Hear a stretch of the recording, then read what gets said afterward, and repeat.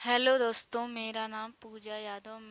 आज से मैं आपको बायोलॉजी के एनसीईआरटी के सारे line to line important questions पढ़ाऊंगी जो पिछले कई सालों से पूछे गए हैं और जिनका आगे आने की आज मैं आपको बायोलॉजी में जो सबसे पहला चैप्टर है बायो मॉलिक्यूल्स।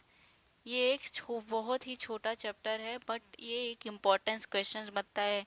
पिछले कई सालों से इस चैप्टर में काफ़ी इम्पोर्टेंस आ गए हैं।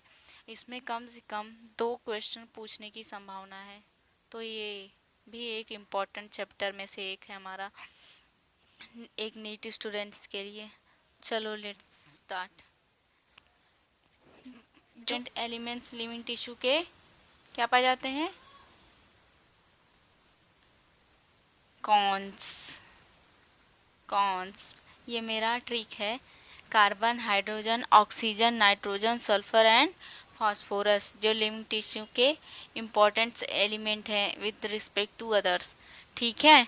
और जो कार्बन, नेक्स्ट हमारा पॉइंट बनता है ये कि जो कार्बन है एंड हाइड्रोजन्स है ये किसी भी लिविंग ऑर्गेनिज्म में मोर अबंडेंट है, more abundant than earth crust.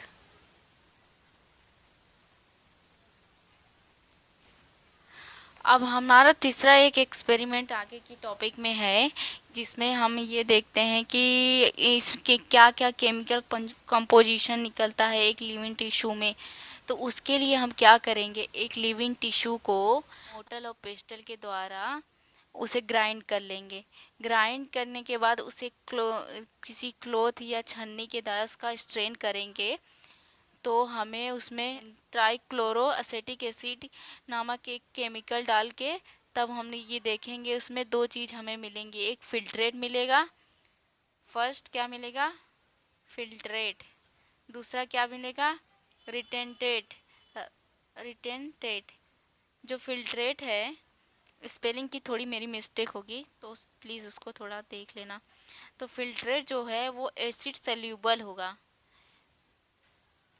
But ये जो रिटेंट है वो एसिड नॉन सल्यूबल होगा। जैसे हम बता सकते हैं जैसे हम नमक, किसी चटनी है और उसमें हमने नमक डाला तो नमक क्या है, वो घुल जाएगा, वो उसमें घिल जाएगा, मिक्स बन जाएगा, वो फिल्ट्रेट हो जाएगा, तो मतलब वो सल्यूबल है। ठीक है। और जो ऊपर रह जाता है उसको हम क्या कहते हैं? रिटेंटेंट, जो एसिड नॉन सल्यूबल है।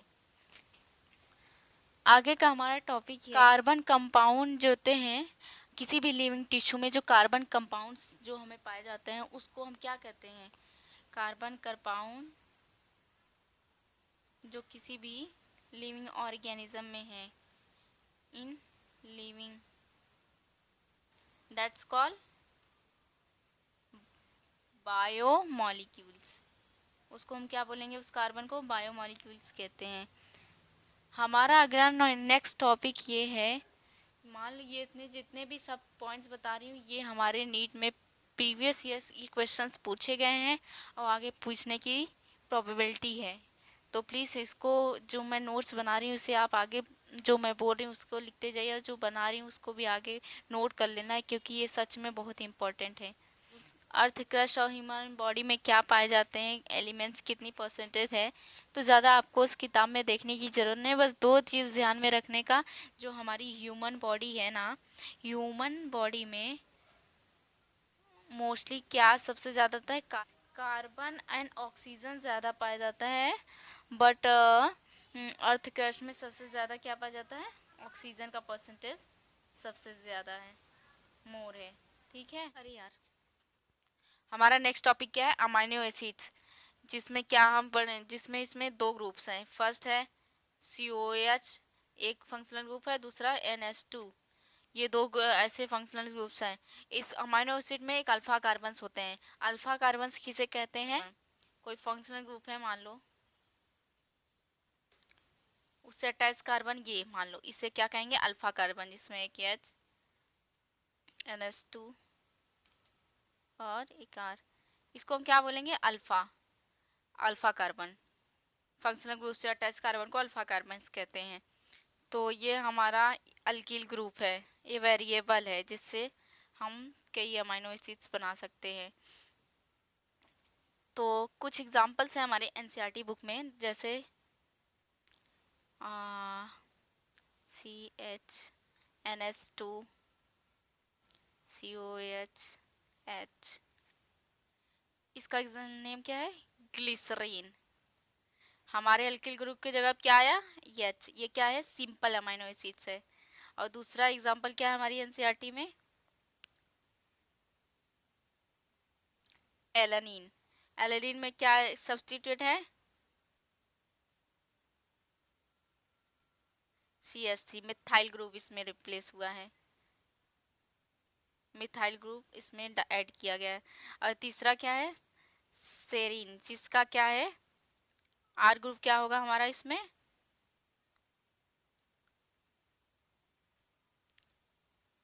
CH2OH।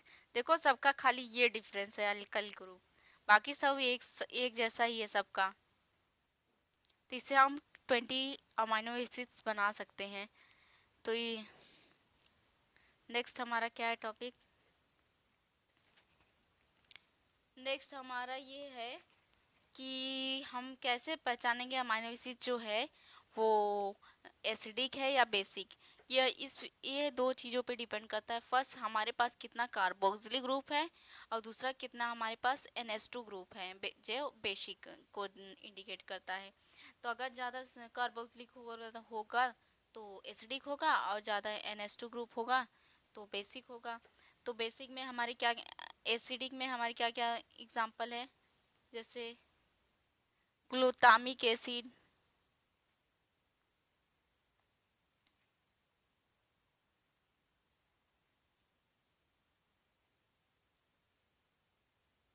ठीक है। और बेसिक के क्या एग्जाम्पल्स होंगे,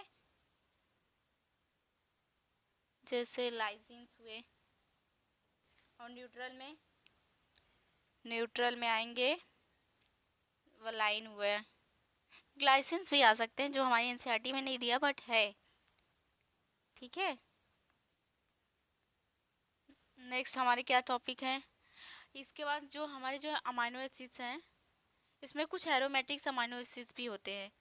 एरोमेटिक एसिड अमाइनो एसिड्स क्या है हमारी एनसीईआरटी में इस टाइम, देखो इसमें क्या क्या दिया है, एक टाइरोसिन, और दूसरा क्या है, फिनाइल एलानिन, और ट्रिप्टोफान।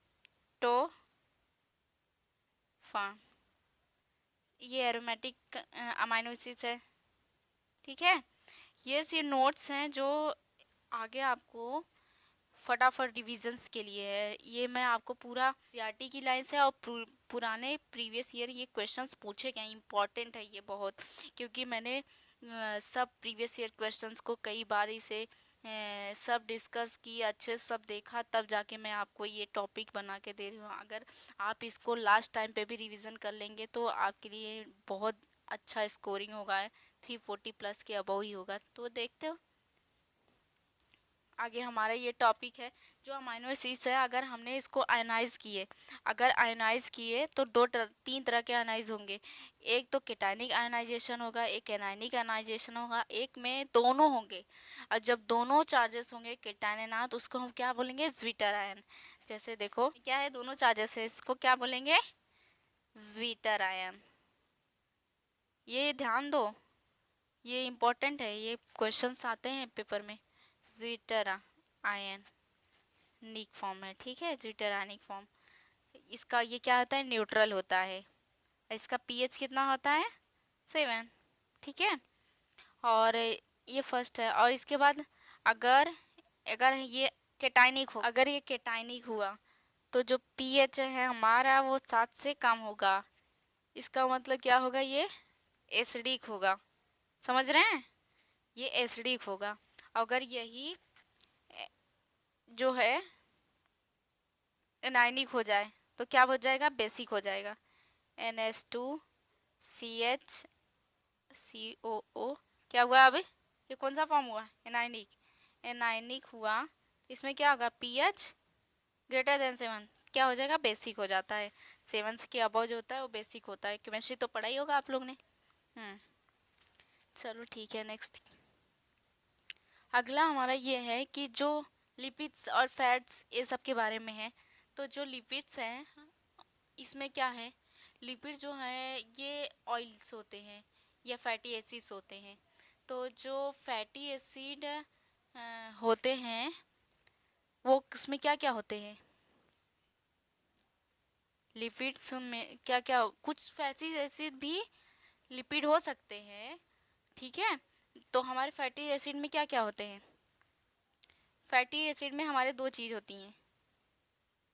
फर्स्ट एक आर ग्रुप जिसको हमको अल्किल ग्रुप कहते हैं, और एक कार्बोक्सिलिक ग्रुप होंगे, दो अटैच होंगे। जैसे इससे एग्जांपल क्या क्या हो सकते हैं, palmitic acid, palmitic acid, arachidonic acid, जिसमें कितने कार्बन्स हैं, 16 कार्बन्स हैं, इसमें 20 कार्बन्स किसको, COH कार्बोक्सिलिक ग्रुप को लेके, इंक्लूडिंग COH, ठीक है, कार्बोक्सिलिक ग्रुप को इसको भी इंक्लूड करके, इंक्लूडिंग कार्बोक्सिलिक ग्रुप। ये ध्यान देना, ये पेपर में पूछा जाता है, ये क्वेश्चन से ये आता है।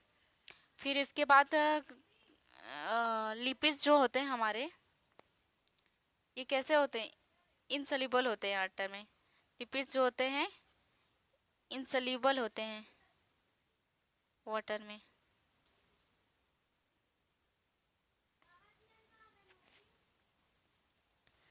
और जो हमारे ये फैटी एसिड्स होते हैं ये क्या कैसे हो सकते हैं, फैटी एसिड जो होते हैं सैचुरेटेड भी हो सकते हैं, सैचुरेटेड भी हो सकते हैं एंड अनसैचुरेटेड भी हो सकते हैं। सैचुरेटेड से आप क्या समझते हैं, सैचुरेटेड में मतलब जो सिंगल बॉन्ड वाले हों, ठीक है। अनसैचुरेटेड में जो डबल एंड ट्रिपल बॉन्ड वाले होंगे। अनसैचुरेटेड मतलब फैटी एसिड में कुछ भी हो सकता है, सैचुरेशन अनसैचुरेशन दोनों भी हो सकता है। फैटी एसिड एक लिपिड हो सकता है, कुछ जो फैटी एसिड्स हैं वो लिपिड हो सकते हैं, ठीक है।